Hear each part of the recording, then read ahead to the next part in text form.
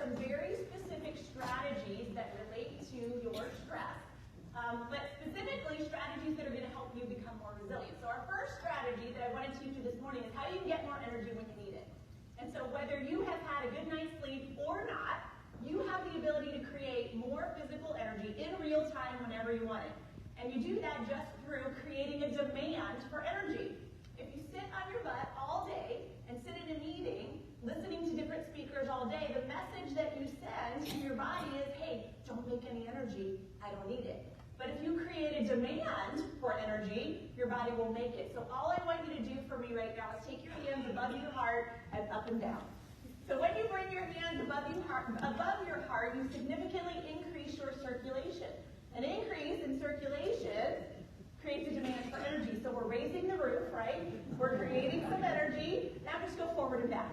So we're moving these big muscle groups in the body, the chest, the latissimus dorsi. What do you guys think is your biggest muscle in your whole body? Heart. It's not your brain. It's your gluteus maximus. Thank you. So your butt is your biggest muscle in your body. When you sit on your butt, you cut off circulation in your butt. So I want to encourage you while you're with me here today, as well as while you're sitting here for the rest of the day, get up, move, walk around the room, stretch, do whatever it is that you need to do to keep circulation up. This will help you manage your energy better. So first activity, at your table, I want you to face all the people at your table. So turn around and face everyone at your table. Some of you have smaller tables than others. Here's what we're doing. On the count of 3, I want you to point to someone at your table. 1, 2, 3. Who has the most points? Whoever has the most points, they are your table leader. So now everyone can sit down except the table leader.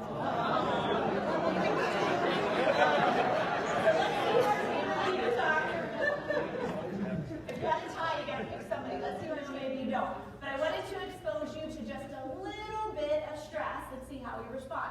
How many of you had a physical response to that? So maybe your heart rate went up a little bit, like, I don't want to stare in the eyes of this person, or maybe you got a little bit anxious about that. I saw a physical response because many of you were doing this, some people's hands were shaking, and they were, moving around. So there was a physical response there. How many of you had an emotional response, meaning you're kind of irritated that you got to do this? Right? How many of you saw when you get to stare into their eyes, you get excited? So there was somewhat of an emotional response, maybe a negative emotion, you're irritated, maybe more positive that you liked it. Maybe you felt a little bit anxious as you're staring into someone's eyes, but then you calmed down as I had you sit there in the discomfort.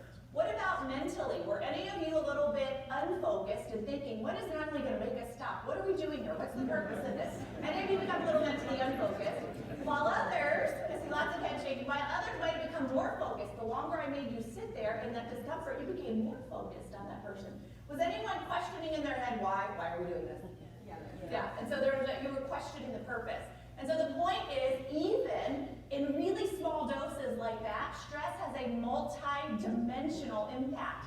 There was a physical impact, there was an emotional impact, there was a mental impact, as well as what we call is a spiritual impact, which is around purpose and the why of what we're doing. So you guys can have us more resilient.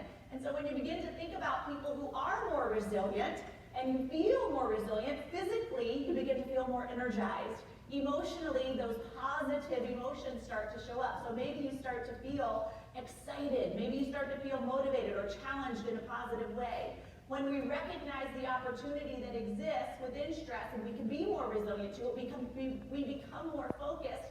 And then our person that said purposeful, they might be recognizing that this stress could somehow align with my purpose, my values, or it could allow me to grow as an individual.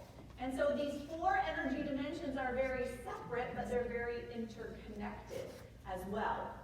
And so we have 3 different types of stress that exist. And this first type of stress is called normal stress. It is exactly what it sounds like. This is your normal day-to-day stress. This is the email, the meetings, the household responsibilities, maybe the travel schedule. This is your normal stress. Now, normal stress maintains your current resiliency capacity.